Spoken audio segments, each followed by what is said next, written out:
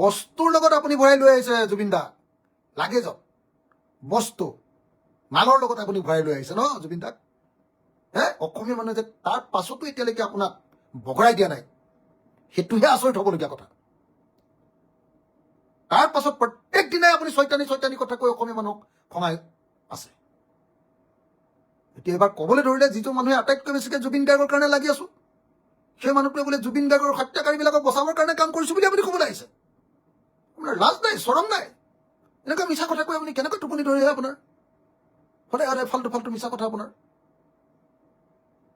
অসমৰ মুখ্যমন্ত্ৰীয়ে মোক মানে অভিযোগ কৰিছে যে মই সিদ্ধাৰ্থ শৰ্মা, জুবিন গাৰ্গৰ তেখেতে যি হত্যাকাণ্ড বুলি কৈছে মুখ্যমন্ত্ৰীয়ে, তাৰ যি অভিযুক্ত সিদ্ধাৰ্থ শৰ্মা আৰু আপোনাৰ কি নাম মহন্ত, শ্যামকানু মহন্ত, তেওঁলোক সম্পৰ্কে তেওঁলোকক বচাবৰ কাৰণে মই কাম কৰি থকা বুলি কোৱা বুলি ক'লে। তো এই কথাটো শুনি মই আচৰিত হৈ গ'লো।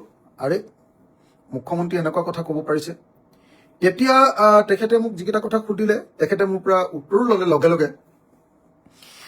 তাৰ পাছতেই মই মুখ্যমন্ত্ৰীৰ বক্তব্যটো তাৰ পাছতহে চালোঁ যে তেখেতে একচুৱেলি কি কৈছে।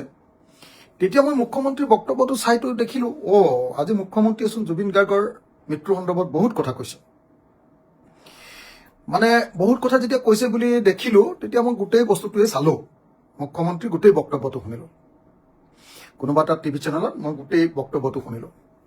বক্তব্যটো শুনি এতিয়া মই আপোনালোকৰ সন্মুখত অসমৰ মুখ্যমন্ত্ৰীয়ে জুবিন গাৰ্গক লৈ কৰা আজিৰ মন্তব্য আৰু তাত মোক সাঙুৰি লোৱা কথাটোক উত্তৰ দিবৰ কাৰণে এই লাইভলৈ আহিছোঁ। সেইকাৰণে এতিয়া মই কথাটো আৰম্ভ কৰিব খুজিছোঁ। আজি অসমৰ মুখ্যমন্ত্ৰীয়ে আকস্মিকভাৱে ক'লে যে তেখেতে ৰৈ বিনালে চাবলৈ যোৱা নাই এইকাৰণে যে ৰৈ বিনালে চিনেমাখনৰ শ্বুটিং হৈছিলে সাগৰত, আৰু ৰৈ বিনালে চিনেমাখন যিহেতু সাগৰত শ্বুটিং হৈছিলে, কিন্তু জুবিন গাৰ্গ সাগৰলৈ যাব নোৱাৰে, কাৰণ ডাক্তৰে তেখেতে ক'লে যে চাৰ্টিফিকেট আছে এইখন হস্পিটেলৰ, কি কয় আপোনাৰ কিবা এখন হস্পিটেল এখন, এই যে ডাক্তৰজন যে সাধাৰণতে ওলাই থাকে খুব টিভিত, কি বুলি কয়, কি হস্পিটেল কয়, নেম কেয়াৰ নহয়, এখন কিবা আছিলে, নেম কেয়াৰ কিবা এখন হস্পিটেল আছিলে, সেই হস্পিটেলখনৰ চাৰ্টিফিকেট আছে বুলি ক'লে যে সেই হস্পিটেলখনৰ চাৰ্টিফিকেট আছে, আৰু সেই হস্পিটেলখনৰ চাৰ্টিফিকেটত কৈ দিছে যে জুবিন গাৰ্গে জুই আৰু পানীৰ কাষলৈ যাব নালাগে।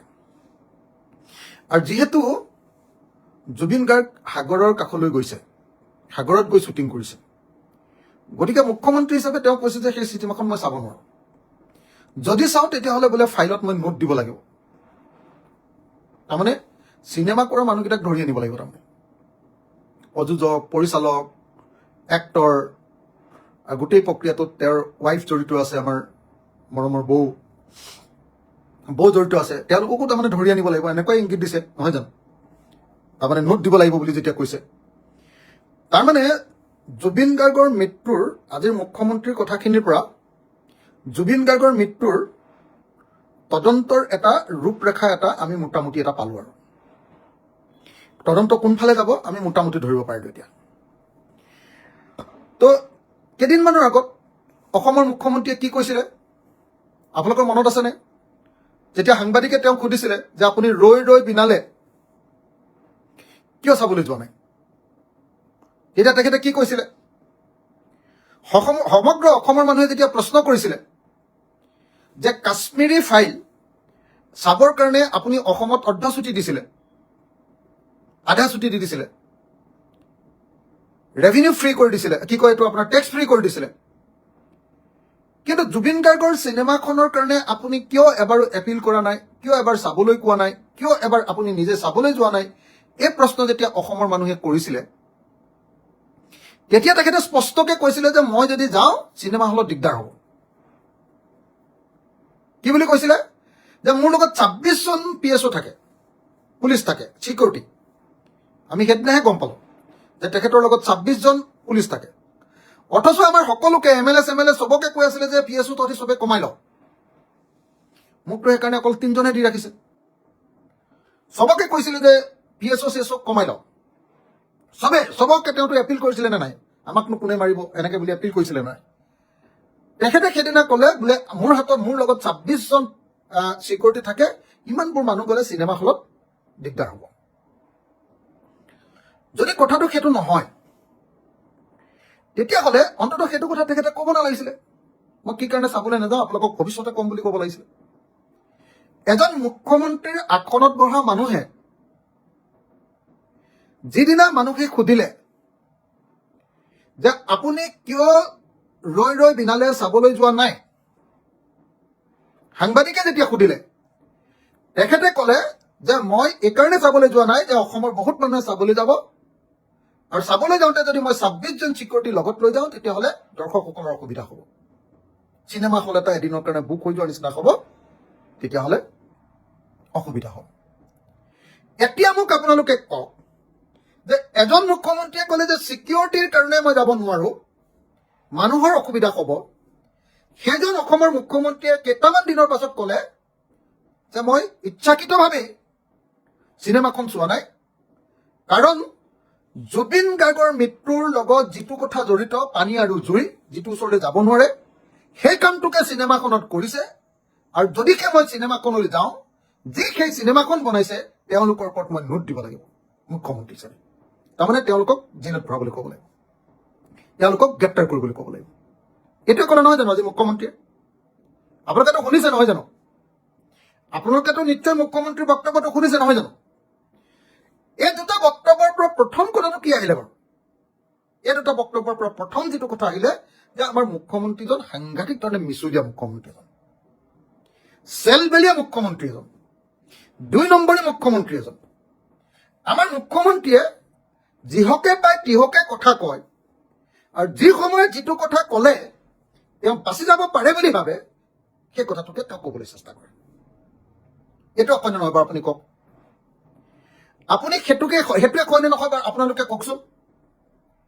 যে মুখ্যমন্ত্ৰীজনে নিজেই ক'লে যে মই 26জন চিকিউৰিটি লৈ যাব লাগিব, গতিকে মই যাব নোৱাৰো। এতিয়া ক'লে যে নাই সেইটো সাগৰত শ্বুটিং কৰিছে, সাগৰলৈ তেওঁলোক যাবই নোৱাৰে, যদি মই যাওঁ তেতিয়াহ'লেতো একশ্যন ল'ব লাগিব। এতিয়া মুখ্যমন্ত্ৰীজনক কোনে বুজাব আপুনি কওকচোন? যে শ্বুটিং আৰু সাগৰত সাঁতোৰাৰ মাজত যে ডিফাৰেঞ্চ আছে এইটো কোনে বুজাব? কোনে বুজাব আপুনি কওকচোন? যে শ্বুটিঙত শ্ৰীলংকালৈ গৈ যদি শ্বুটিং কৰিছে, মই ক'ত গৈছে কি কৰিছে ইমান ভালকে নাজানো দেই, মিছা কৈ লাভ নাই। যে শ্ৰীলংকালৈ গৈ যদি সঁচাকে জুবিন গাৰ্গে শ্বুটিং কৰিছে সাগৰত, তেতিয়া শ্বুটিং কৰোঁতেতো কোনো ঘটনা ঘটা নাই। কাৰণ শ্বুটিং কৰোঁতে আপোনালোকে সকলোৱে জানে যে শ্বুটিঙৰ কাৰণে 1 মিনিট 2 মিনিট 3 মিনিট সময় লাগে শ্বুটিং এটা কৰিবৰ কাৰণে। আৰু শ্বুটিঙৰ সময় তাত পুৰা টিম থাকে, কোনো মানুহ তাত মৰিব নোৱাৰে। মানে 24 ঘণ্টা তাৰমানে শ্বুটিঙৰ সময়ত মানুহে তেওঁক ঘেৰাও কৰি ৰাখিব, নিৰাপত্তা ব্যৱস্থা থাকিব, তেওঁ নিৰাপদ, কাৰণ বহুত মানুহ সেই গোটেই কাৰবাৰটোৰ লগত জড়িত। আনকি যেতিয়া জুবিন গাৰ্গৰ পত্নীও আমাৰ বৌ, তেখেতো কৈছে নহয় জানো? পৰিয়ালৰ মানুহ কৈছে, সকলো মানুহ কৈছে নহয়নে বাৰু? গতিকে এই গোটেই কথাবিলাকৰ পৰা এটা কথা প্ৰমাণিত হয় যে অসমৰ মুখ্যমন্ত্ৰীয়ে জুবিন গাৰ্গৰ চিনেমাখন সেই সময়ত জুবিন গাৰ্গৰ কথাটোক লৈ গোটেই ঘটনাটোত তেওঁ যে নিজেও মানে মনে মনে দুখী বুলি যে নিজেও অনুভৱ কৰে, সেইকাৰণে তেওঁ চিনেমাখন চাবগে পৰা নাই। সঁচাকে তেওঁ চিনেমাখন চাবগে পৰা নাই, হয়নে? আৰু সেইকাৰণে তেওঁ সেই সময়ত যিহেতু চিনেমাখন চাবলৈ যাব পৰা নাছিলে, তেতিয়া অসমৰ মানুহক ফাঁকি দিবৰ কাৰণে তেওঁ কৈ দিলে যে মোৰ বহুত চিকিউৰিটি আছে, মই কেনেকে যাম। তাৰপাছত বহুদিন ভাবি চিন্তি নতুনকে আৱিষ্কাৰ কৰি এবাৰ উলিয়ালে, মোৰ কথা এটা ক'বলৈ ধুনীয়া ৰাস্তা এটা আছে, যে জুবিন গাৰ্গক জুই আৰু পানীলৈ নাযাবৰ কাৰণে ডাক্তৰে কৈ থৈছিলে, আৰু জুবিন গাৰ্গে সাগৰত গৈ চিনেমা শ্বুটিং কৰিছিলে।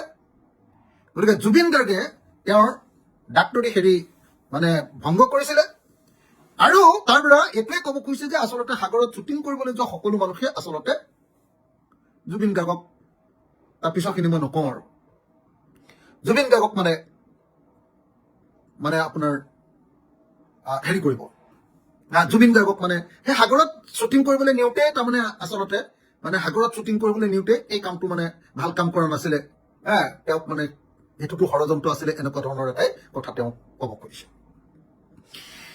মুখ্যমন্ত্ৰীক এতিয়া কোনে বুজাব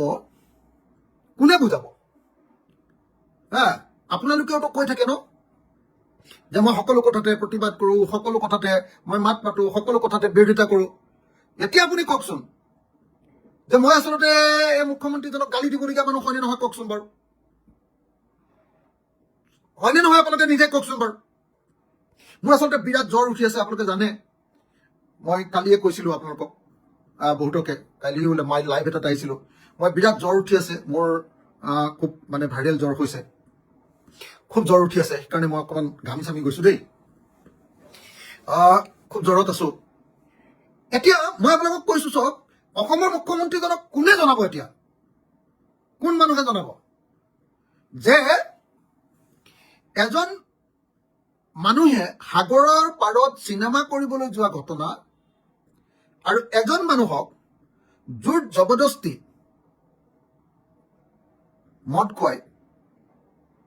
মদ খাবলৈ দি ৰাতি টোপনি ক্ষতি কৰাই বেমাৰী মানুহ এজনক সাগৰত মদ খুৱাই আকৌ ৰাতিপুৱা সাগৰত জাপ মাৰিবলৈ দিব আৰু জাপ মাৰিবলৈ দিব সাগৰৰ সকলো নিয়ম ভংগ কৰি সাগৰত চুইমিং কৰাৰ সকলো নিয়ম ভংগ কৰি লাইফ জেকেট নিপিন্ধাকে জাপ মাৰিবলৈ দিব আৰু এজন দুৰ্বল মানুহক সাঁতুৰিবলৈ দি আপুনি নিজেই যি ৰেগুলাৰ সাঁতুৰি নাথাকে আপুনি নিজে এবাৰ সাঁতুৰি চাবচোন বাৰু সকলোৱে পুখুৰীতে সৰু পুখুৰী এটাতে সাঁতুৰি চাবচোন ইপাৰ পৰা সিপাৰ হওঁতে একদম আপোনাৰ বুকুখন একদম উশাহ বন্ধ হৈ যাওঁ লাগেনে নাই সাগৰত এজন অনভিজ্ঞ মানুহক সদায় সাঁতুৰি নথকা চুইমাৰ নোহোৱা বা নদীৰ পাৰত অনবৰতে এইবিলাকৰ কামত জড়িত নথকা মানুহ এজনক সাগৰত তাকো আকৌ কি হেৰি নোহোৱাকে কি কয় আপোনাৰ হেৰি নোহোৱাকে কি কয় আপোনাৰ এইটো লাইফ জেকেট নোহোৱাকে আকৌ তেওঁক সাঁতুৰিবলৈ দিয়াটো কেনেকুৱা ধৰণৰ ঘটনা সেইটো হত্যাৰ ফালে ঠেলি দিয়া ঘটনা আৰু আনটো হ'ল যদি সাগৰৰ পাৰত শ্বুটিঙো কৰিছে মই নাজানো কৰিছে নে নাই শ্বুটিং আকৌ কেতিয়াবা আপোনাৰ ৰুমৰ ভিতৰতে সাগৰ দেখুৱাই দিব পাৰে মই নাজানো কি কৰিছে কিন্তু এই শ্বুটিংটোৰ লগত যে সাগৰত এনেকৈ মাৰিবলৈ নিয়াটোৰ পাৰ্থক্য আছে অসমৰ মুখ্যমন্ত্ৰীয়ে সেইটোকে নকৈ এতিয়া কি কৰিছে এটা ব্লেকমেইলৰ ৰাজনীতি কৰিছে কাক কৰিছে জুবিনদাৰ বৌ জুবিনদাক ভাল পোৱা চিনেমাখনৰ প্ৰযোজক পৰিচালক সেই সকলোকে মানে দোষী সাব্যস্ত কৰি পেলাইছে তাৰমানে ৰৈ বিনালে চিনেমাখন বনোৱাটোৱেই অপৰাধ এইটোহে ক'লে নহয় জানো অসমৰ মুখ্যমন্ত্ৰীয়ে এইটোৱে ক'লে যে ৰৈ চিনেমাখন বনোৱাটোৱে অপৰাধ কাৰণ এই অপৰাধ তেওঁ সাগৰৰ পাৰতকৈ এই চিনেমাখন বনাইছে আৰু সেইকাৰণে অসমৰ মুখ্যমন্ত্ৰীয়ে চাবলৈ যোৱা নাই কাৰণ যদি চাবলৈ যায় তেতিয়াহ'লে তেওঁ নোট লিখিব লাগিব তেওঁ একশ্যন ল'ব লাগিব তেওঁ তাৰমানে তেওঁলোকক জেলত দিব লাগিব জুবিন গাৰ্গৰ পত্নীক কাৰণ তেওঁ গৈছিলে গতিকে অসমৰ মুখ্যমন্ত্ৰীয়ে ভাবি চিন্তি তেওঁৰ এই একদম 2 নম্বৰী মাথাটোৰে পৃথিৱীৰ 3 নম্বৰী 6 নম্বৰী 7 নম্বৰী 10 নম্বৰী মাথাটোৰে ভাবি চিন্তি উলিয়াইছে বোলে মই সেইকাৰণে চিনেমা চাবলৈ যোৱা নাই কাৰণ চিনেমাখনো সাগৰৰ পাৰত হৈছিলে আৰু পানী কাষলৈ নেযাবলৈকে কৈ থৈছিলে আৰু পানী কাষলৈ যোৱাৰ কাৰণে যদি মই চিনেমাখন চাবলৈ যাওঁ মই মুখ্যমন্ত্ৰী যিহেতু মই নোট লিখিব লাগিব মই একশ্যন ল'ব লাগিব আপোনালোকে নিজে কওকচোন তাৰমানে হিমন্ত বিশ্ব শৰ্মাই কি ক'ব খুজিছে কাক ব্লেকমেইল কৰিব খুজিছে কাক কি কথা ক'ব কৈছে হয়নে সেইকাৰণে মই আপোনাক লোকক এটা কথা ক'ব খুজিছো স্পষ্টকে যে মুখ্যমন্ত্ৰীয়ে তাৰমানে শ্যামকানু মহন্তক দোষী সাব্যস্ত কৰিব খোজা নাই আগতে সাগৰতে ফুৰিবলৈ যোৱা মানুহবিলাককো চিনেমা কি কয় সাগৰৰ পৰা চিনেমা কৰিবলৈ যোৱা মানুহবিলাককো দোষী সাব্যস্ত কৰিব খুজিছে তেওঁলোককো ভয় খুৱাই ল'ব খুজিছে যে হাল্লা নকৰিবি দেই যদি ন্যায় দাবী কৰ তহঁতিও বিপদলৈ আহি আছো আৰু এনকুৱাৰী ৰিপৰ্টটো কি হ'ব সেইটোও বুজি পালো এতিয়াতো মোটামুটি ইংগিত এটা দি দিলে আজি মুখ্যমন্ত্ৰীয়ে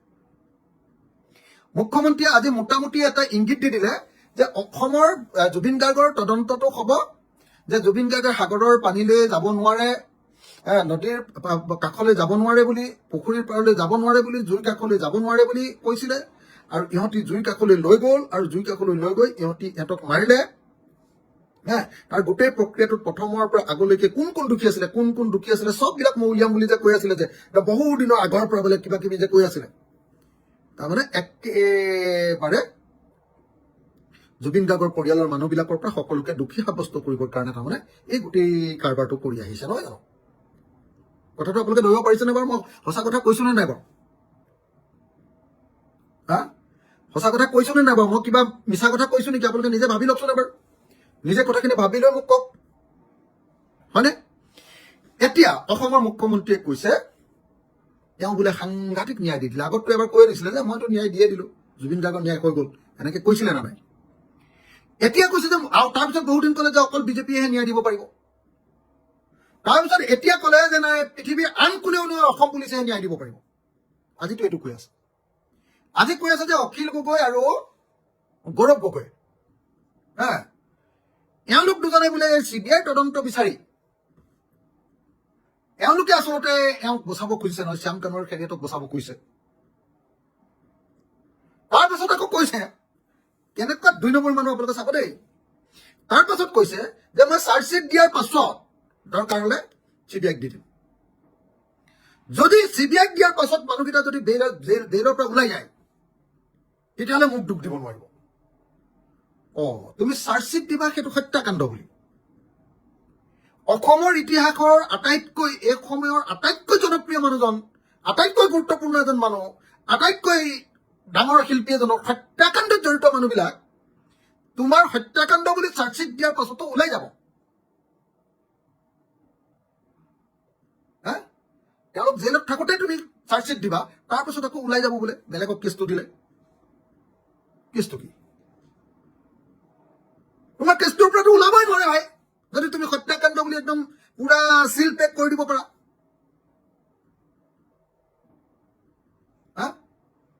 আৰু তেখেতে কৈছে অসমৰ মুখ্যমন্ত্ৰী ডাঙৰীয়াই কৈছে বোলে ইমান ডাঙৰ মানুহ বুলি কৈছে দেই শ্যামকানু মই আজিহে গম পালো ইমান ডাঙৰ মানুহ বোলে ইমান মানে শ্যামকানু বোলে ইমান ডাঙৰ মানুহ আৰু সিদ্ধাৰ্থ শৰ্মা বোলে ইমান ডাঙৰ মানুহ মই আজিহে গম পালো কৈছে যে এজন ডিজিপিৰ ল'ৰা ডিজিপিৰ ভায়েক এজন বোলে উপাচাৰ্যৰ ভায়েক ডিজিপিও পাতিছিলে তেওঁ উপাচাৰ্যও পাতিছে তেওঁ হিমন্ত বিশ্ব শৰ্মাই সেইকেইজন বৃহৎ আকাৰৰ মানুহৰ ভায়েক গতিকে এজন বোলে বহুত ডাঙৰ ফিগাৰ বহুত বোলে ডাঙৰ ফিগাৰ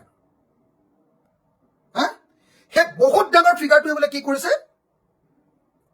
বহুত ডাঙৰ ফিগাৰটোক বোলে ইমান দিন এনেকুৱা ধৰণৰ ডাঙৰ কেছত বোলে ক'ত 3 মাহ ক'ত জেল হাজতত ৰখাৰ ক'ত উদাহৰণ আছে সব বোলে ডাঙৰ ডাঙৰ অপৰাধীবিলাক সলাই সাৰি যায় এইটোতো কম কথা কোৱা নাই আকৌ কৈছে ক'ত পৃথিৱীত আপোনালোকে দেখিছে অসমৰ ইতিহাসৰ ৰেকৰ্ড আছে নেকি বোলে 3 মাহৰ ভিতৰত হেৰি দিয়া চাৰ্জশ্বিট দিয়া হেৰ লাখ এনেকুৱা ৰেকৰ্ড আছে 3 মাহৰ ভিতৰত চাৰ্জশ্বিট দিয়া লাখ নহ'ব পাৰে বাৰু দেই কিন্তু মই জানো তেনেকুৱা 3 মাহৰ ভিতৰত চাৰ্জশ্বিট দিয়া মই জেলত থকা সময়খিনিতে মই বহুত মানুহ জানো য'ত 3 মাহৰ ভিতৰত চাৰ্জশ্বিট দিছে এজন মুখ্যমন্ত্ৰীয়ে অনবৰতে মিছা কথা কৈ থাকেনে চাৰ্জশ্বিট দিবৰ কাৰণে সময়ে 3 মাহ 3 মাহৰ ভিতৰত এইটো আইনে বান্ধি থৈছে যে চাৰ্জশ্বিট দিয়াৰ সময় হ'ল 3 মাহ চাৰ্জশ্বিট যদি সময়মতে 3 মাহত নিদিয়ে তেতিয়াহ'লে অপৰাধী বা অভিযুক্ত নিজে ওলাই যাব নিয়ম সেইটোৱে এতিয়া অসমৰ মুখ্যমন্ত্ৰীয়ে কৈছে যে অসমত পৃথিৱীৰ বিৰল ঘটনা এটা হিমন্ত বিশ্ব শৰ্মাই কৰি দিলে যে 3 মাহৰ ভিতৰত চাৰ্জশ্বিট দিব 3 মাহৰ ভিতৰত চাৰ্জশ্বিট দিব কি আচৰিত কথা এজন মুখ্যমন্ত্ৰীয়ে কয় কিমান মিছা কথা এজন মুখ্যমন্ত্ৰীয়ে কয়, ইমান মিছলীয়া এজন মুখ্যমন্ত্ৰীয়ে পৃথিৱীত জীয়াই থাকে। তুমি আইন কানুন একো নাজানাই নে? অসমৰ মানুহক মূৰ্খ বুলিয়ে ভাবানে? অসমৰ মানুহক বুৰ্বক বুলিয়ে ভাবানে? যে অল টাইম তুমি এনেকুৱা ফাল্টু কথা কৈ থাকা, ফাল্টু চিন্তা ফাল্টু চিন্তা এটা 3rd class 3 number 4 number 7 number চিন্তা এটা কৰিবা, তাৰপিছত এইটো অসমৰ মানুহৰ আগত কৈ দিবা মই এনেকুৱা ভয়ানক চিন্তা এটা কৰি উলিয়াই দিলো। কি আচৰিত মুখ্যমন্ত্ৰী এজন পালো। অসমৰ ইতিহাসত নোহোৱা নোপোজা ঘটনা এইটো, যে মুখ্যমন্ত্ৰীজনে প্ৰত্যেক মুহূৰ্ততে মিছা কথা কয়। 3 মাহত চাৰ্জশ্বিট দিয়াটো নিয়ম মুখ্যমন্ত্ৰী। মই লেজিছলেটৰ হয়, মই বিধায়ক হয়, মই বিধান ৰচনা কৰো, আইন ৰচনা কৰো, আৰু সেই বিধানসভাৰ লিডাৰ অফ দ্য হাউচ আপুনি হয়। আপুনি নিজে নাজানে তাৰমানে যে 3 মাহত চাৰ্জশ্বিট দিয়াটোৱে হ'ল আইনৰ বিধান। আৰু যদি 3 মাহত চাৰ্জশ্বিট দিব নোৱাৰে তেতিয়াহ'লে বাই ডিফল্ট আপোনাৰ বেইল পোৱাটোৱে নিয়ম। এতিয়া আপুনি কৈ দিলে হাৰে 3 মাহত বোলে কোনো কেছতে আজিলৈকে বোলে কেতিয়াও চাৰ্জশ্বিট দিয়া নাই, আৰু তেওঁ বোলে প্ৰথমবাৰৰ কাৰণে জীৱনত বোলে এটা ৰেকৰ্ড কৰিছে, বোলে 3 মাহত চাৰ্জশ্বিট দিছে। চব কেছতে 3 মাহত চাৰ্জশ্বিট দিও, যদি নিদিয়ে তেতিয়াহ'লে সেই সিটো কেছত অপৰাধীকেইটা ওলাই গৈ থাকে। ক'ত মুখৰ নিচিনা আমাক চবকে বুৰ্বক বনাব খুজিছে, চব মানুহক মিছা কথা কৈ এনেকুৱা ফাল্টু কথা ক'বলৈ আহে। মুখ্যমন্ত্ৰী এজনৰ লাজ নালাগে? তাৰ পাছত কৈছে বোলে অসমৰ মুখ্যমন্ত্ৰীয়ে কৈছে বোলে হেৰি কি কয় যে 3 মাহৰ ভিতৰত মই ইমান ডাঙৰ কাম কৰি দিলো, বোলে একদম হেৰিয়ে 18 তাৰিখেহে চাৰ্জশ্বিট দিব ছিংগাপুৰে। ছিংগাপুৰে বোলে 18 তাৰিখে চাৰ্জশ্বিট দিব, মই যে 12 তাৰিখে দি দিম। বাপু, ছিংগাপুৰৰ মানুহ মৰিছে নে আমাৰ ৰাজ্যৰ আটাইতকৈ বিখ্যাত মানুহজন মৰিছে? বাপু, ছিংগাপুৰৰ মানুহজন কমিটেড নে? ছিংগাপুৰৰ প্ৰধানমন্ত্ৰীজন কমিটেড নে? তুমি কমিটেড হ'ব লাগে। বাপু, কোন কমিটেড হ'ব লাগে?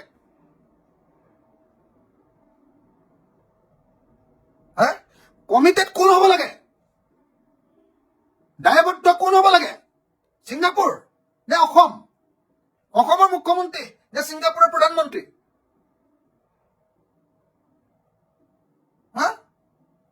ছিংগাপুৰৰ প্ৰধানমন্ত্ৰীয়ে যেনে তেনে এনে কেছটো পাল মাৰি কিবা এটা কৰি থৈ দিব, কাৰণ তেওঁলোকৰ প্ৰধানমন্ত্ৰীৰ হেৰিলেও বহুত জাষ্টিছ ফৰ জুবিন গাৰ্গ গুচি গ'ল, বাধ্যত পৰি কিবা এটা কৰিছে। আৰু ইতিমধ্যে ছিংগাপুৰে কৈ থৈ দিছে, আপুনি এইবিলাক পাব্লিছ কৰি আছিলে, আপোনালোকৰ জৰিয়তে এইবিলাক বাহিৰলৈ আহিছিলে, যে there is no' foul play, কোনো ধৰণৰ বিসংগতি নাই জুবিন গাৰ্গৰ মৃত্যুত। কোনে কৈছিলে? ছিংগাপুৰে ইতিমধ্যে কৈ থোৱা নাই? ছিংগাপুৰ পুলিচ ফৰ্চ SPF কৈ থোৱা নাই জানো? SPF টো স্পষ্ট ৰূপত কৈ থৈছে যে জুবিন গাৰ্গৰ মৃত্যুত তেওঁলোকৰ প্ৰিলিমিনাৰী ৰিপৰ্টত পাইছে যে জুবিন গাৰ্গৰ মৃত্যুত কোনো ধৰণৰ বেমেজালি, কোনো ধৰণৰ গণ্ডগোল নাই, এইটো এটা সাধাৰণ ড্ৰাউনিং কেছ, পানীত ডুবি মৃত্যু হোৱা ঘটনা। কৈছে নে নাই? সেই মই যেতিয়া বাৰম্বাৰ কৈ আছো যে যদি জুবিন গাৰ্গক সঁচা ন্যায় দিব লাগে তেতিয়াহ'লে য'ত ঘটনাটো ঘটিছিল তালৈ যাব লাগিব। সেই জাগাটোৰ নাম কি? ছিংগাপুৰ। সেই ছিংগাপুৰলৈ গৈ প্লেচ অফ অকাৰেঞ্চ য'ত ঘটনা ঘটিছে তাত এনকুৱাৰী কৰিব লাগিব। কৈছিলো নে? এতিয়ালৈকে আপোনাৰ SIT যিখন বনালে তাৰ যিগৰাকী মানুহক IO বনাই দিছে ছোৱালীজনী, আৰু আপোনাৰ আটাইতকৈ প্ৰিয় পুলিচ গৰাকীক CIO বনাই দিছে। CIO আৰু IO নোযোৱাকে পৃথিৱীৰ কোনোবা ঠাইত তদন্ত হয় নেকি? য'ত ঘটনা ঘটিছে তাত গৈ CIO আৰু IO তদন্ত নকৰাকে পৃথিৱীৰ কোনোবা হত্যাকাণ্ডৰ এতিয়ালৈকে চাৰ্জশ্বিট দিছে নেকি? জাগাটোলৈ গৈ স্কেচমেন নৰখাকে এইটো হৈছিলে, এইটো ঠাইত উঠাই আনিছিলে, এইটো ঠাইত আমুক কৈছিলে, এইটো ঠাইৰ পৰা ৰেস্কিউ কৰিছিলে, এইটো ঠাইলৈ লৈ গৈছিলে, এই বস্তুটো নৰখাকে পৃথিৱীৰ কোনো হত্যাকাণ্ডৰ কোনোবা কেছ হলে নেকি? আপুনি পঠিয়ালে নে এতিয়ালৈকে? আয়োগ পঠিয়ালে নে এদিনৰ কাৰণে, 1 ছেকেণ্ডৰ কাৰণে, এটা সময়ৰ কাৰণে? যি সাগৰৰ বুকুত আমাৰ জুবিন গাৰ্গ বিলীন হৈ গ'ল, আয়োগগৰাকীয়ে সেই সাগৰৰ পানী এটুপি কেতিয়ালৈকে দেখি পাইছেনে? যি সাগৰত জুবিন গাৰ্গ বিলীন হৈ গ'ল সেই সাগৰৰ পানী এটুপি নেদেখাকৈ আয়োগে পানী এটুপি নেদেখাকৈ নেদেখাকৈ সেই তদন্ত ন্যায় দিব পৰা তদন্ত হ'ব পাৰিবনে? যি সাগৰৰ পানীত বিলীন হৈ গ'ল অসমৰ মৰমৰ মানুহজন, অসমৰ প্ৰিয়তম মানুহজন, অসমৰ মানুহৰ হাৰ্টথ্ৰব, হৃদয়ৰ স্পন্দন, যিটো ক'লে আপোনাৰ কলিজাত খোজ মাৰি ধৰে। ইমান ভাল পোৱা মানুহ, আপুনি এই পৃথিৱীৰ আটাইতকৈ জনপ্ৰিয় মানুহ বুলি ভাবি থাকে। আপোনাৰতো চব ফালেতো আপোনাৰ কমপ্লেক্সিটি আছে ন? সেই জুবিন গাৰ্গক আপোনাক পলিটিক্স নকৰিবা বন্ধু বুলি গালি পাৰি থৈ গৈছে জুবিন গাৰ্গে। মই ক্লিয়াৰলি আপোনাক কৈছো যে একদম স্পষ্টকে কৈছো, মুখ্যমন্ত্ৰী ডাঙৰীয়া, মোৰ লগত এনেকুৱা উল্টা পুল্টা কথা কৈ লাভ নাই।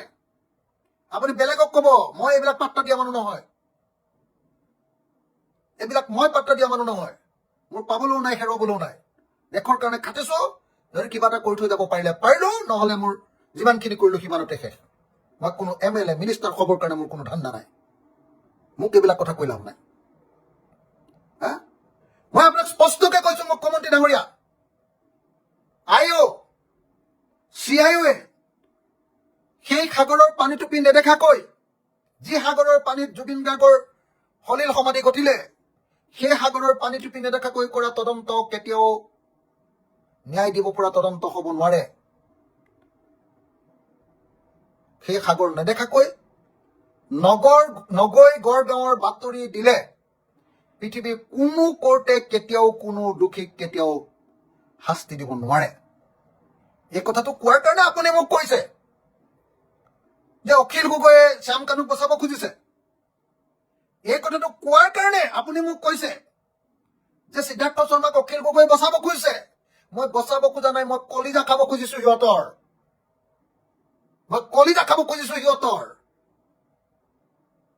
মই কোন আপুনি বুজি পোৱা নাই এতিয়ালৈকে।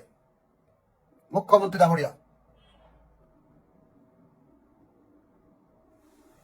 ডাঙৰীয়া, মই আপোনাক এটা কথা কওঁ। মোৰ খুব জ্বৰ উঠি আছে, ঘামি আছো, সেইকাৰণে অলপ খংটো বেছি উঠিছে বাৰু। কিন্তু এটা কথা স্পষ্টকে কওঁ, মুখ্যমন্ত্ৰী ডাঙৰীয়া, বচাবৰ কাৰণে নহয়, ফচাবৰ কাৰণে মই জুবিনদাৰ এনকুৱাৰীটো, তদন্তটো CBI কৰাটো বিচাৰিছিলো। মই জানো যে বিদেশত তদন্ত কৰিবলৈ হলে অসম পুলিচে, ষ্টেটৰ পুলিচে কেতিয়াও সেই তদন্ত কৰাটো সম্ভৱপৰ নহয়। সেই তদন্ত বিদেশত, তাকো একদম ছিংগাপুৰৰ নিচিনা হাইফাই এখন দেশত, আধুনিক মডাৰ্ণ দেশ এখনত, কি বুলি কয় এইটো জানে চাগে ছিংগাপুৰক, সেই দেশখনক যদি তদন্ত কৰিবলৈ যায়, আমাৰ পুলিচে বেঙা হৈ চাই থকাৰ বাহিৰে একো নহব তাত। গতিকে ভাৰতবৰ্ষৰ বেষ্ট টিমটোক পঠিয়াব লাগিছিলে তদন্ত কৰিবলৈ, কিন্তু আপুনি নপঠিয়ালে। আৰু নপঠিয়াই মই জানো কেলে, সেই কথাও অসমৰ মানুহে খুব ভালকে জানে, আপুনি কিয় CBIক নপঠিয়াই। আপুনি মোক কা আন্দোলন কৰাৰ কাৰণে মোক NIA লগাইছিলে। ভাৰতবৰ্ষৰ সৰ্বোচ্চ তদন্তকাৰী সংস্থা, যি সন্ত্ৰাসবাদীক তদন্ত কৰিবৰ কাৰণে বনাইছে, বিদেশৰ লগত হোৱা সন্ত্ৰাসবাদীক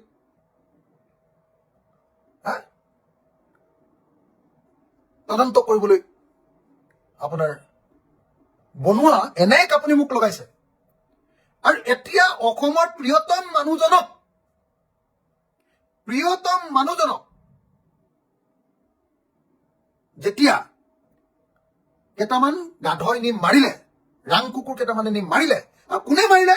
আপোনাৰ ডিপাৰ্টমেণ্টৰ,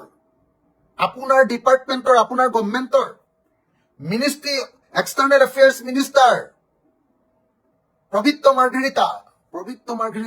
মইতো ক'লে, মই যদি এনকুৱাৰী কৰিলো, প্ৰথম জেলত যাব পবিত্ৰ মাৰ্ঘেৰিটা। দ্বিতীয়তে যাব ছিংগাপুৰৰ আপোনাৰ হেৰিজন, ৰাষ্ট্ৰদূতজন, এওঁলোক দুজনে মেইন অৰ্গেনাইজাৰ। 3 নম্বৰতে যাব শ্যাম কানু মহন্তৰ তেওঁৰ পত্নী, দুইজনে সেইটো সংস্থাৰ মালিক। তাৰ পাছতে আহিব সিদ্ধাৰ্থ শৰ্মা এই গোটেইকেইটা।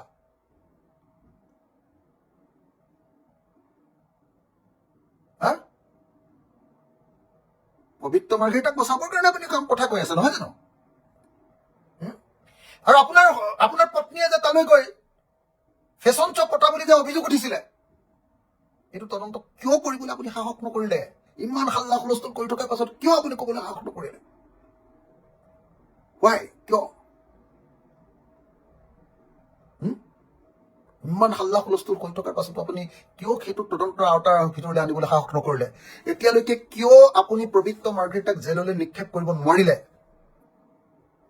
কিয়? আৰু যিকেইটাই গাহৰি মাংস বনাই নিছিলে, যিকেইটাই মদ খুৱাই আছিলে, আৰু যা আগৰলৈ জাপ মাৰি দিয়ে বুলি যিবিলাকে কৈছিলে, সেই গোটেইকেইটাক এতিয়ালৈকে কেলে জেলত দিব নোৱাৰিলে আপুনি? অসমৰ মানুহৰ ক্ষোভটোক পাতলাবৰ কাৰণে ইহঁতক কেইদিনমানৰ কাৰণে ৰাখি থৈছে নহয়? আপুনি কৈছে বোলে সিহঁতি পকাতে শুই আছে। আপুনিতো সেইদিনা কি বুলি কৈছিলে? মেট্ৰেছত শুই আছে বুলি কৈছিলে নে নাই? সেইদিনা প্ৰেছ মিটত কি বুলি কৈছিলে আপুনি? যে সিহঁতি বিচনা নাই, সিহঁতক মেট্ৰেছে দিয়া হৈছে। এখন পকাত মেট্ৰেছ দি তাৰ ওপৰত বিচনা চাদৰখন পাৰি দিলে, সেইটো 5 ষ্টাৰৰ চিষ্টেমে বনাই দিব পাৰি। নতুনকে বনোৱা এখন জেল, তাত কোনো মানুহ দুনুহ নাই, একদম বিল্ডিং চাফ চিকুণ হৈ আছে, এজনো অভিযুক্ত তাত আৰু নাই। তেওঁলোকক যেতিয়া তাত ৰাখিব, গোটেই জেলখনৰ মালিকে তেওঁলোক হৈ গ'ল নে নাই? আমিতো গুৱাহাটী জেলত কেইবা হাজাৰ মানুহ থাকো, ইমান কণ ঠাই দিয়ে আমাক থাকিবলৈ, ইমান কণ গাটো লৰাবলৈ ইফালে ইফালে নোৱাৰি। আৰু কি দিয়ে? কোনোবা দিন মেট্ৰেছ পাইছিলো নেকি? ফটা কম্বল, উৰহে খাই উৰহে। আপুনিওতো কিছুদিন জেলত আছিলে, আপুনিতো জানে আপুনি কেনেকুৱা পাইছিলে তেতিয়া। এই কেছত আপুনিওতো জেলত গৈছিলে, তেতিয়া কেনেকুৱা পাইছিলে? এতিয়া সিহঁতক যে বৰ ধুনীয়া সুবিধা কৰি দিছে আপুনি, মেট্ৰেছ, নতুন জেইল, চব পানী চানী চব সুবিধা আছে। ভিতৰত গ'লেহে গম পাম, এচিও যদি দিছে, কেনেকেনো গম পাম এতিয়া আমি? তাতো কোনো খবৰ ইয়ালৈ আহিব নিদিয়ে, ক'ব নোৱাৰিম। আৰু কি সুবিধা দিছে? 5 ষ্টাৰ ফেচিলিটি দিছে নেকি? কেনেকে জানিম? খালি দেখিছো যে সদায় কিন্তু লগ ধৰিবলৈ মানুহক দি আছিলে আপুনি, সেইটো কিন্তু দেখিছো। আমাকতো এনআই লগাওঁতে কি কৰিছিলে? হোৱাইট যাবৰ কাৰণে পাৰ্মিশ্যন লৈ যাব লাগে ডেইলি কোৰ্টৰ পৰা, কৰিছিলে নে নাই? আন পৃথিৱীৰ কোনো মানুহক যাবলৈ দিয়া নাছিলে। কেনেকুৱা কষ্টত দিন কটাইছিলো, চব আপুনি কৰিছিলে। আপুনিতো মোক গুলিয়াবৰ কাৰণে কা আন্দোলনৰ সময়ত আপুনি আৰু সৰ্বানন্দ সোণোৱালে কা আন্দোলনৰ সময়ত মোক গুলিয়াবৰ কাৰণে দিল্লীৰ অৰ্ডাৰ উলিয়াই লৈছিলে, নাজানো বুলি ভাবে? সেইকাৰণে অতি স্পষ্টভাৱে কৈছো, মুখ্যমন্ত্ৰী ডাঙৰীয়া, শ্যাম কানুক বচাবলৈ মোৰ কোনো ধান্দা নাই। এইকাৰণে যে শ্যাম কানুৰ লগত মোৰ কোনো সম্পৰ্কও নাই, শ্যাম কানুটোক মই মানুহটো ঠিক মানুহ বুলি নাভাবোৱে কোনোদিন। সেইকাৰণে এবাৰ নে দুবাৰ তাৰ কাম দূৰে দূৰে চাবলৈ গৈছো। মই বিৰাট কৰাপ মানুহ বুলি মই জানো, চব খুব জানো মই। আৰু তেওঁৱে কৰাপ নহয়, তেওঁৰ ডিপাৰ্টমেণ্টৰ আপোনালোকে দিয়া যিজন ঠিকাদাৰ, তেওঁৰ ককায়েকটো, তেওঁ যি বেয়া কাম কৰিছিলে নহয়, মাৰিবলৈ কিলাবলৈ বাকী থাকিলে শ্যাম কানুৰ ককায়েকক। তেতিয়া এনেকুৱা বেয়া কাম কৰিছে, ৰাস্তাৰ কাম। গতিকে মই শ্যাম কানুৰ পৰিয়ালক ভাল পোৱাৰ প্ৰশ্নটোৱে নাই, যে আমুকক ভাল পালো, তামুকক ভাল পালো, তামুকৰ প্ৰতি চব ভাল পোৱাটো আপোনাৰ ডিজিপি আপুনি কৰিছে, ভাইচ চেঞ্চেলৰ আপুনি কৰিছে, ভায়েকক এতিয়া মৰমত জেলত ৰাখিছে, তাত মানুহে পিটে বুলি আপুনি একদম অকলশৰীয়াকে ৰাখিছে, ধুনীয়া সা সুবিধা দি ৰাখিছে, ধুনীয়া, হয়নে নহয় কওক? বিহু খাবলৈ, পূজা খাবলৈ আপুনি ছুটি দিছিলে তেওঁলোকক প্ৰথমতে ধৰাৰ আগতে। অসমীয়া মানুহে আপোনাক পুৰা ৰাম টাঙোন দিলে কাৰণেহে আপুনি ধৰিলে লাষ্টত, নহ'লেতো শ্যাম কানুক এৰিয়ে দিছিলে আপুনি, দিছিলে নাই কওক? যদি আপুনি হত্যাকাণ্ড বুলি জানিছিলে, যদি তেওঁৰ ৱাইফে বৌয়ে নজনাকে তেওঁক যদি সি ধৰিলে বেয়া পাব বুলি যদি কৈছিলে, তেতিয়াহ'লে আপুনি কিয় তেওঁক এৰি দিছিলে?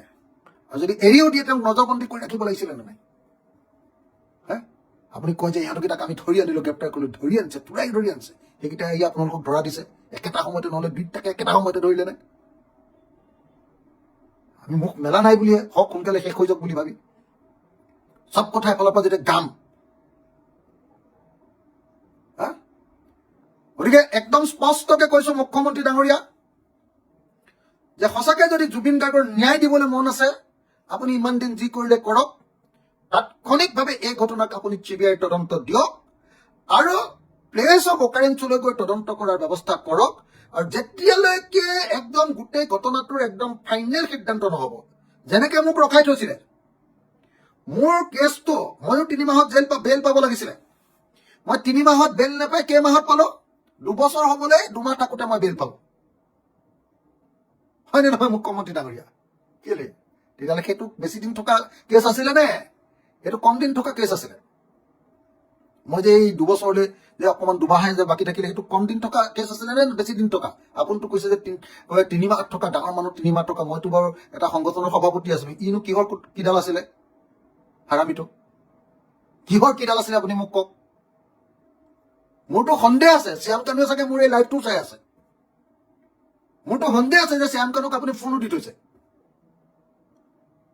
মোৰতো সন্দেহ আছে যে আপুনি সিদ্ধাৰ্থক ফোন দি থৈছে মাজে মাজে এটা দুটা ফোন আপুনিও ফোন কৰিছে যদিও মোৰ সন্দেহে আছে আপুনি নিশ্চয় মই এইটো কথা জানোৱেই ভালকে জানো যে আপুনি তেওঁলোকক কৈছে যে ছাৰ তহঁতে ইলেকশ্যনলৈকে বেল পেটিশ্যন নামাৰিবি তহঁতি তাতে থাক বাহিৰলৈ ওলালে এনে মাৰহে খাবি তহঁতি তাতে থাক ইলেকশ্যন শেষ তহঁতি ওলাবি কেছো শেষ হয়নে নহয় কওক হয়নে নহয় কওক আপুনিতো এইটোৱে বুদ্ধি কৰি আছে ন একদম স্পষ্ট ৰূপত ভাৰতৰ আইনত কৈ দিছে BNSS 112 সেকশন 112 114 স্পষ্ট ৰূপত কৈ দিছে যে বিদেশত হোৱা তদন্তত সদায় কোৰ্টৰ জৰিয়তে লেটাৰ অফ ৰিকুৱেষ্ট বা লেটাৰ্ছ ৰোগেটৰি পঠিয়াব লাগিব তাক লৈ চেন্নাই কোৰ্টে স্পষ্ট ৰূপত তামিলনাডুৰ কোৰ্টে হাইকোৰ্টে স্পষ্ট ৰূপত একদম চিষ্টেম বনাই দিছে কৈছে যে MLA থাকিলেই নহব MLA থকাৰ পাছতো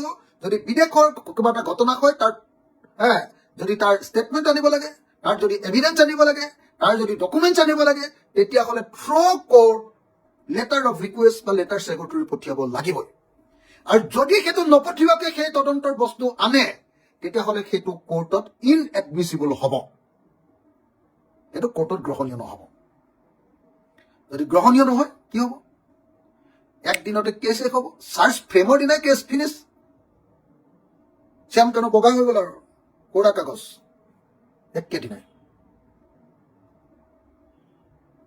আপোনাৰ বুদ্ধিটো মই নজনা হয় শ্যাম কানু মহন্ত সিদ্ধাৰ্থ শৰ্মা এই দুজনক হিমন্ত বিশ্ব শৰ্মাই বচাবৰ কাৰণে কি কৰি আছে আমি নজনাকে আছো নেকি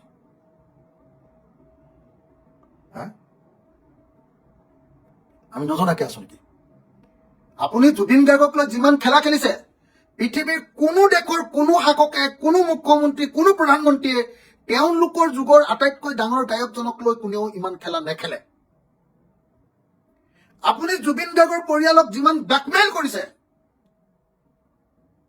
মই নকওঁ বুলি ভাবি থাকো আপুনি জুবিন গাৰ্গৰ পৰিয়ালক যিমান ব্লেকমেইল কৰিছে পৃথিৱীৰ কোনো দেশৰ মুখ্যমন্ত্ৰী কোনো দেশৰ প্ৰধানমন্ত্ৰীয়ে কোনো এজন এনেকুৱা ধৰণৰ সেই যুগৰ এজন মানে প্ৰবাদ প্ৰতিম সদৃশ এজন মানুহৰ পৰিয়ালৰ মৃত্যুত কি কয় মানুহজনৰ মৃত্যুত তেওঁ পৰিয়ালক এনেকুৱা ধৰণৰ কষ্ট নিদিয়ে প্ৰত্যেকটো কথাত আপুনি মিছা কথা কৈছে ছিংগাপুৰৰ পৰা বোলে আপুনি হেৰিয়াত আনে কি কয় আপুনি কি এখন চাৰ্টাৰ্ড ফ্লাইটত আনে বোলে আনিলে দিল্লীৰ পৰা চাৰ্টাৰ্ড ফ্লাইটত আনিলে নে নাই বস্তুৰ লগত আপুনি ভৰাই লৈ আহিছে জুবিন দা লাগেজত বস্তু মালৰ লগত আপুনি ভৰাই লৈ আহিছে ন জুবিন দাক অসমীয়া মানুহে যে তাৰ পাছতো এতিয়ালৈকে আপোনাক বগৰাই দিয়া নাই সেইটোহে আচৰিত হ'বলগীয়া কথা তাৰ পাছত প্ৰত্যেক দিনাই আপুনি চৈতানি কথা কৈ অসমীয়া মানুহক খঙাই আছে এতিয়া এবাৰ ক'বলৈ ধৰিলে যিটো মানুহে আটাইতকৈ বেছিকৈ জুবিন গাৰ্গৰ কাৰণে লাগি আছো সেই মানুহটোৱে বোলে জুবিন গাৰ্গৰ হত্যাকাৰীবিলাকক বচাবৰ কাৰণে কাম কৰিছো বুলি আপুনি ক'বলৈ আহিছে আপোনাৰ লাজ নাই চৰম নাই এনেকুৱা মিছা কথা কৈ আপুনি কেনেকৈ টোপনি ধৰেহে আপোনাৰ সদায় ফাল্টু মিছা কথা আপোনাৰ অতি স্পষ্ট কথা মই আপোনালোকক ৰাইজক জনাব খোজো যে হিমন্ত বিশ্ব শৰ্মাই জুবিন দাৰ ন্যায় নিদিয়ে জুবিন দাৰ প্ৰকৃত শত্ৰু এই মানুহটোৱে প্ৰকৃত শত্ৰু এই মানুহটো সেইকাৰণে এই মানুহটো আৰু সৰ্বানন্দ সোণোৱালৰ বিৰুদ্ধে পলিটিক্স নকৰিবা বন্ধু বুলি লিখি থৈ গৈছে ক্লিয়াৰলি কৈ গৈছে যে বিজেপি পাৰ্টিটো এটা বটলা পাৰ্টি, বটলা, তাতকৈ আৰু কলকুৱেল বেয়া লেংগুৱেজ আৰু পৃথিৱীতে নাই, আৰু এই পাৰ্টিক কেতিয়াও ভোট নিদিব, এনেকে কৈ গৈছে। আৰু মই যেনে তেনে হ'লেও অহাবাৰ নিৰ্বাচনত বিজেপিক হৰুৱামেই বুলি কৈ থৈ গৈছে। এনেই কৈ যোৱা নাই জুবিন দাই, একদম বটলা পাৰ্টি, আৰু বটলা পাৰ্টিৰ আটাইতকৈ বটলা মালটো এতিয়া মুখ্যমন্ত্ৰী। অসমৰ আটাইতকৈ ডাঙৰ বটলা পাৰ্টিটো জুবিন গাৰ্গৰ মতে বিজেপি, আৰু বিজেপিৰ আটাইতকৈ বটলা মালটো এতিয়া অসমৰ মুখ্যমন্ত্ৰী। আটাইতকৈ ডাঙৰ বটলা পাৰ্টিৰ বটলা মালটোৱে এতিয়া অসমৰ মুখ্যমন্ত্ৰী। ধন্যবাদ, জয় অসম। জুবিন দাই যদি ন্যায় নাপায় নহয়, গম পাব কি হ'ব। ধন্যবাদ, জয় অসম। আপোনালোকে বেয়া নাপাব দেই, মই অলপ খং কৰিলো, মুখ্যমন্ত্ৰীক খং কৰিছো, আপোনালোকক কৰা নাই দেই, বেয়া নাপাব। ধন্যবাদ, জয় অসম।